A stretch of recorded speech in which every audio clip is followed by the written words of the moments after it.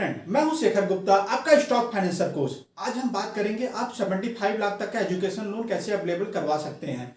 Basically आप किसी education institute में कोर्स करने जाते हैं, एमबीए हो गया, बीटेक हो गया, बीएससी हो गया, बीकॉम हो गया, तो उसके हिसाब से आप बैंकों से कितना लोन ले सकते हैं। अगर आप कोई टायर 2 या टायर 3 कॉलेज में आप एडमिशन लेते हैं तो मैं एजुकेशन लोन लेने की प्रेफरेंस नहीं देता हूँ, क्योंकि वहाँ पे कहते हैं आपका प्लेसमेंट अच्छी नहीं रहती है। प्लेसमेंट अच्छी नहीं रहेगी तो आपको जॉब की गारंटी नहीं रहेगी, तो आपको फिर उसका लोन रीपेमेंट भी करना रहता है, तो उसमें आपको दिक्कत आ जाएगी। अगर आप टायर 1 कॉलेज में एडमिशन पाते हैं तो आप एजुकेशन लोन जरूर लें, क्योंकि वहाँ पे प्लेसमेंट की गारंटी रहती है और उस प्लेसमेंट के थ्रू कितने अपना लोन रीपेमेंट प्रोवाइड कर सकते हैं। चलिए कुछ एलिजिबिलिटी क्राइटेरिया जान लेते हैं। हमारा पहला पॉइंट क्या है, आप इंडियन रेसिडेंट होने चाहिए, 16 से 35 साल की आपकी एज रहनी चाहिए। दूसरा क्या है, आपको कॉलेज एडमिशन लेटर आपको अपने बैंकों को प्रोवाइड करना पड़ेगा, आप जिस कॉलेज में एडमिशन ले रहे हैं, और वो कॉलेज आपका यूजीसी एंड एआईसीटीई के तहत अप्रूव रहना चाहिए। और दूसरा, अगर आप फॉरेन में एडमिशन लेते हैं तो वहाँ का आपको ज्वाइनिंग लेटर आपको प्रोवाइड करना पड़ेगा। आप एजुकेशन लोन आप ग्रेजुएट या पोस्ट ग्रेजुएट प्रोग्राम के लिए ले सकते हैं। अगर आप वोकेशनल ट्रेनिंग करना चाहते हैं तो आप जैसे पायलट का कोर्स हो गया या एयर होस्टेस का हो गया, उसके लिए भी आपको लोन अवेलेबल हो सकता है।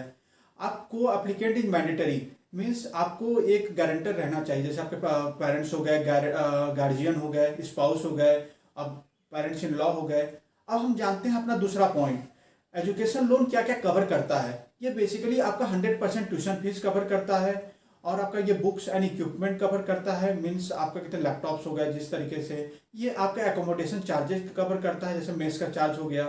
ये आपका exam and library fees cover करता है। और अपना पांचवा क्या है, ये ट्रैवल अब्रोड का एक्सपेंसेस कवर करता है। अब हम जानते हैं कितना लोन अमाउंट आपको अवेलेबल करवाया जाता है। बेसिकली आप इंडिया में पढ़ रहे हैं तो आपको 15 लाख तक का लोन अमाउंट मिल सकता है बैंकों के थ्रू। अगर आप अब्रोड पढ़ रहे हैं तो पीएसयू बैंक आपको 20 से 25 लाख तक का एजुकेशन लोन प्रोवाइड करेंगे। कुछ प्राइवेट बैंक आपको 75 लाख तक का एजुकेशन लोन प्रोवाइड करते हैं। अब हम जानते हैं कुछ अपना चौथा पॉइंट, वो क्या है, कोलेटरल और सिक्योरिटी। अगर आप 4 लाख तक के अंदर का लोन लेते हैं तो कोई सिक्योरिटी आपको जमा करने की जरूरत नहीं है, बस अपने पेरेंट्स को ऐसे गारंटर जॉइंट बरोबर आपको रखना पड़ेगा। दूसरा, आप 4 लाख से लेकर 7.5 लाख तक का लोन लेते हैं तो उसमें कितने हैं, आपके पेरेंट्स को ऐसे गारंटर एंड थर्ड पार्टी ऐसे गारंटर में अपने रिलेटिव को भी गारंटर रखना पड़ेगा। और अगर आप 7.5 लाख से ऊपर का लोन लेते हैं तो अपने पेरेंट्स ऐसे गारंटर प्लस आपको एक कोलेटरल प्रॉपर्टी या सिक्योरिटी देनी पड़ेगी। वो आपकी एफडी भी हो सकती है, लाइफ इंश्योरेंस भी हो सकता है, या आपकी प्रॉपर्टी भी हो सकती है। चलिए अब जानते हैं अपना पांचवा पॉइंट, वो क्या है, मोरेटोरियम पीरियड। मीन्स जब से आप अपना कोर्स लिए हैं, मान लीजिए बीटेक कर रहे हैं तो 4 साल का कोर्स हुआ, और उसके साथ आप जब तक जॉब नहीं, एक आप बैंक आपको फ्लेक्सिबिलिटी देती है, क्योंकि बैंक भी जानती है कि आप तुरंत जॉब नहीं पा जाएंगे कॉलेज के बाद, तो वो आपको 6 महीने और 1 साल तक का कितने फ्लेक्सिबिलिटी देती है कि ये 5 साल में आप अपने टोटल जॉब पाके आप पूरा लोन पेमेंट चालू कर दें। तो ये मोरेटोरियम पीरियड होता है। और उसके बाद हमारा है मार्जिन पीरियड। ये मार्जिन पीरियड क्या होता है, बेसिकली बैंक आपको कितने को आपसे जब कुछ लेती आपको देती है तो कुछ मार्जिन लेती है, मार्जिन अमाउंट। मान लीजिए तो आप तो 4 लाख से नीचे का लोन ले रहे हैं तो उसमें कोई मार्जिन का जरूरत नहीं है। पर अगर आप 4 लाख से अबव का लोन ले रहे हैं तो बैंक 5%, अगर आप इंडिया में स्टडी कर रहे हैं तो मार्जिन अमाउंट आपसे डिपॉजिट करवाती है। 5 अमाउंट, मान लीजिए आपने 5 लाख का लोन लिया है तो उसके हिसाब से 5% मतलब 25,000 रुपये आपको जमा करना पड़ेगा बैंक में, और बैंक 4.5 लाख रुपए का अपने से प्रोवाइड करेगी। अगर आप अब्रोड में स्टडी करते हैं तो वहां पे आपको 15 लाख तक का कितने 15% तक का आपको सिक्योरिटी अमाउंट जमा करना, मार्जिन अमाउंट जमा करना पड़ेगा। मान लीजिए आपने 20 लाख का लोन लिया है तो उसके हिसाब से आप 15 × 20 आपको 3 लाख रुपए डिपॉजिट करना पड़ेगा। बैंक अपने तरफ से आपको 17 लाख प्रोवाइड करेगी। सातवां पॉइंट ले लेते हैं, वो है एजुकेशन लोन टेन्योर। अगर आप कितने साल तक आप लोन रीपेमेंट कर सकते हैं, एजुकेशन लोन ले रहे हैं तब। उसका लोन साइज मैंने बताया, आप 50,000 से लेकर 75 लाख तक एजुकेशन लोन ले सकते हैं। उसकी टेन्योर क्या रहती है, अगर आप 7.5 लाख से नीचे का एजुकेशन लोन लेते हैं तो आपको 10 साल तक इतने रीपेमेंट का टाइम मिलता है। अगर आप 7.5 लाख से एबव का एजुकेशन लोन लेते हैं, अधिक का लेते हैं, तो आपको 15 साल तक का टाइम मिलता है रीपेमेंट के लिए। अब हम जानते हैं इंटरेस्ट रिपेमेंट क्या रहता है। बेसिकली आप किसी एजुकेशन इंस्टीट्यूट में कितने कोई कोर्स लेते हैं, जैसे आपने बीटेक का कोर्स लिया किसी आईआईटी में, तो ये एसबीआई जो चार्ज करती है वो 8.5% का इंटरेस्ट रेट चार्ज करती है। अगर आपने एनआईटी में एडमिशन लिया तो उस पर 8.65% का इंटरेस्ट रेट चार्ज करती है। अगर आपने टायर 2 या टायर 3 कॉलेज में एडमिशन लिया तो उस पर 9.1 से लेकर 10.15% का इंटरेस्ट रेट चार्ज करती है। अब चलिए हम जानते हैं कंसेशन कैसे अवेलेबल होगा। अगर आप गर्ल्स एप्लीकेंट हैं तो आपको 0.5% का कंसेशन अवेलेबल होगा इंटरेस्ट पे। अगर आप वर्किंग प्रोफेशनल हैं, आपके पास 2 साल से अधिक एक्सपीरियंस है, तो आपको भी 0.25% का कंसेशन अवेलेबल होगा। अगर आपके पास को जो कोलेक्टर सिक्योरिटी आपने जमा की है वो आपके कितने हैं लोन अमाउंट से अधिक हुई तो आपको भी 0.25% का इंटरेस्ट पे कंसेशन मिलेगा। अगर आपने कितना अपना जो लोन अमाउंट है वो मोरेंडम पीरियड मतलब जब से लोन लिया है उससे ही आपने रीपेमेंट चालू कर दिया, अमाउंट भरना चालू हो गया, तो आपने 1% का आपको इंटरेस्ट पे आपको कंसेशन मिल सकता है। अब हम जानते हैं रीसेट पीरियड। बेसिकली जिस समय एसबीआई ने आपको कितने एडमिशन दिया था आईआईटी में कितने के लिए, तो उस समय उसने चार्ज किया था 8.5% का इंटरेस्ट रेट। अब अगर मार्केट 1 साल बाद ऊपर गया या नीचे गया, मान लीजिए 8.65 हो गया इंटरेस्ट रेट या कितने आपका 8.25 हो गया, तो एसबीआई कितने हैं उस हिसाब से आपका इंटरेस्ट रेट चेंज कर देगी। मान लीजिए आपने एक बीटेक के लिए कोर्स के लिए अप्लाई किया, 4 लाख का कितने आपने लोन लिया, वो भी 10% के इंटरेस्ट के हिसाब से 5 साल के लिए, 4 साल का कोर्स है, तो इस हिसाब से ईएमआई आपका कितनी बनती है 10,624 रुपये पर मंथ की आपकी ईएमआई बनेगी। उस हिसाब से आपको पे करना पड़ेगा। अब हम जानते हैं ये कैसे कैलकुलेट हुआ। अगर हम ले लेते हैं आपने 7.5 लाख से नीचे का लोन लिया 4 लाख का, वो 10 साल के लिए, पहले क्या है जो 5 साल है वो मोरेटोरियम पीरियड है, उसमें कितने हैं आपको कोर्स प्लस जॉब जब तक नहीं लगती तब का वो पीरियड है। फिर आपका जो 5 से 10 साल का पीरियड है वो रीपेमेंट पीरियड है। मोरेटोरियम पीरियड में आपका क्या अवेलेबल रहता है कि आपके कितने सिंपल इंटरेस्ट लगता है। मीन्स मान लीजिए आपने 4 लाख का लोन लिया तो पहले साल में 1 लाख जमा किया तो उस पर इंटरेस्ट रेट 10,000 पे करेंगे, फिर दूसरे साल फिर 1 लाख जमा किया तो उस पर दोनों मिलाकर 1,20,000 रुपये इंटरेस्ट पे करेंगे, तीसरे साल में 3 लाख का 30,000 पे करेंगे, चौथे साल में 4 लाख का 40,000 पे करेंगे। मीन्स ये आपका टोटल कितने इंटरेस्ट रेट कितना आ गया 40, 30, 20, 10, ये आ गया 1 लाख रुपए।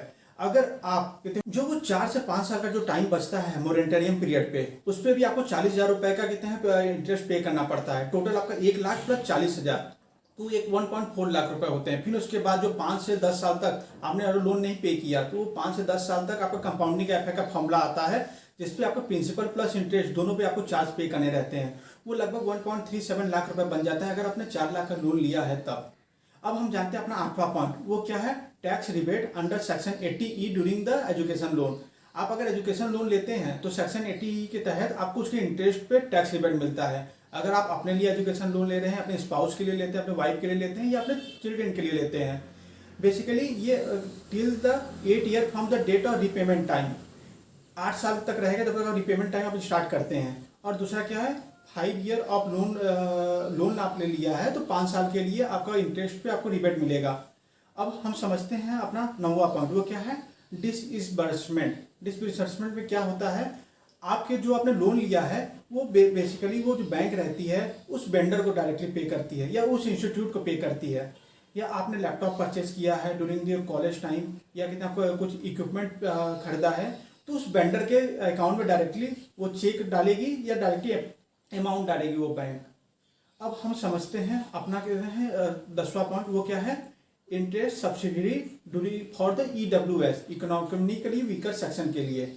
इसमें क्या रहता है आपको टैक्स रिबेट मिलता है। जो EWS क्लास में है उनको जो मोरेटोरियम पीरियड रहता है उसमें उनको टैक्स रिबेट मिलता है पूरा कहते हैं, मतलब कि गवर्नमेंट ये बैंक है कुछ प्रोवाइड कर देती है। उसका क्राइटेरिया क्या है आपके पेरेंट्स की इनकम 4.5 लाख से नीचे रहनी चाहिए और आपके पास कोई प्रॉपर्टी या कुछ भी नहीं रहना चाहिए। और अब हम देखते हैं अपना 11वां पॉइंट, वो क्या है डॉक्यूमेंट। पहला आपको एप्लीकेशन फॉर्म रहना चाहिए विथ 2 पासपोर्ट साइज फोटो आपको अप्लीकेबल है। आपका एड्रेस प्रूफ रहना चाहिए, मीन्स आपका रेंटल एग्रीमेंट चलेगा, आधार कार्ड चलेगा, पासपोर्ट चलेगा। आपका आईडी प्रूफ चाहिए, आपका इसमें वोटर आईडी या कहते हैं पैन कार्ड, आधार कार्ड, ये सब आप लगा सकते हैं। अब हम जानते हैं आपका इनकम सर्टिफिकेट आपके पेरेंट्स या गार्जियन का। अब पहला क्या है आपका 3 मंथ सैलरी स्लिप आपका रहना चाहिए आपके पेरेंट्स का। और दूसरा आपका क्या रहना चाहिए 2 ईयर का IT रिटर्न फॉर्म 16 आपको भरना चाहिए अपने पेरेंट्स का। और तीसरा क्या है आपको 6 month of bank statement of your guardian, ये एप्लीकेबल रहना चाहिए। और हम जानते हैं आप जो गारंटर है या आप कोई सिक्योरिटी कोलेटरल रख रहे हैं उसको भी बैंक में आपको जमा करना पड़ेगा ऐसे प्रूफ। और जो जिस इंस्टीट्यूट में आप एडमिशन ले रहे हैं उसका joining letter with the fee structure आपको अवेलेबल करना पड़ेगा। और जो आप मार्जिन अमाउंट आप प्रोवाइड कर रहे हैं अपने इंस्टीट्यूट को, उसकी की रिसिप्ट आपको कितने बैंक पे देनी पड़ेगी। जो मैंने बताया, आप 5 लाख का लोन ले रहे हैं तो 5% आपको कितने मार्जिन अमाउंट आपको प्रोवाइड करना पड़ेगा। 25,000 रुपये आपको इंस्टीट्यूट में जमा करना पड़ेगा, उसका रिसिप्ट दिखाना पड़ेगा। और आपको कितने अपना सर्टिफिकेट, मीन्स आपका 10th या 12th या डिग्री कर लिए हैं, IBA में एडमिशन लेना चाहते हैं, तो उसका सर्टिफिकेट आपको प्रोवाइड करना पड़ेगा बैंक को। अब चलते हैं कुछ इंपॉर्टेंट टिप्स के बारे में। अगर आप किसी टायर 2 या टायर 3 कॉलेज में एडमिशन लेते हैं तो उससे पहले आप वहाँ पर देख लें कि वहाँ पे प्लेसमेंट कैसी है, क्या चीज़ें हैं, वहाँ पे आपको जॉब मिलेगी कि नहीं। उसके बाद ही कितने एजुकेशन लोन के लिए अप्लाई करें। और अगर आप एजुकेशन लोन के लिए अप्लाई करें तो हर बैंक में देख लें कहाँ पे आपको इंटरेस्ट रेट कम मिल रहा है, कौन सा बैंक किस कॉलेज से टाई अप है। अगर कोई बैंक, अगर कॉलेज खुद ही किसी बैंक से टाई अप है और वो कम एजुकेशन लोन प्रोवाइड कर रहा है तो आप वहाँ से डायरेक्टली कॉलेज से उस बैंक के थ्रू आप ले सकते हैं। और अगर आप फॉरेन अब्रॉड या पढ़ने जा रहे हैं तो उसमें फॉरेन में कम इंटरेस्ट पे आपको लोन मिल जाता है, तो वहाँ से भी आप अप्लाई कर सकते हैं। अगर आपके पेरेंट्स का सिविल स्कोर अच्छा नहीं है, उनको लोन नहीं मिल पा रहा है, एजुकेशन लोन आपके लिए नहीं अवेलेबल करवा पा रहे हैं, तो आप कितने गोल्ड लोन या कितने प्रॉपर्टी लोन या FD के तहत भी कितने लोन पा सकते हैं, वो एजुकेशन लोन के तहत। पर आप जब भी लोन लें उससे कितने हैं टाइमली आप उसका पैसा पे करें। मीन्स अगर आपने लोन पे लिया उसके मोरेटोरियम पीरियड से ही अपना अर्लीस्ट में आप पे करना शुरू कर दें, जिससे आप पे भार नहीं आएगा और आपका सिविल स्कोर मेंटेन रहेगा। आप ये चाहें कि मैं कितने बाद में कितने मैं एजुकेशन लोन मैंने ले लिया और मैं बैंक को वापस ना करूं, तो इसका आपके सिविल स्कोर पे हार्म पड़ेगा और फ्यूचर में आप अगर लोन लेना चाहें तो आपको नहीं मिलेगा। चलिए मिलते हैं नेक्स्ट वीडियो के लिए, तब के लिए इतना ही, धन्यवाद।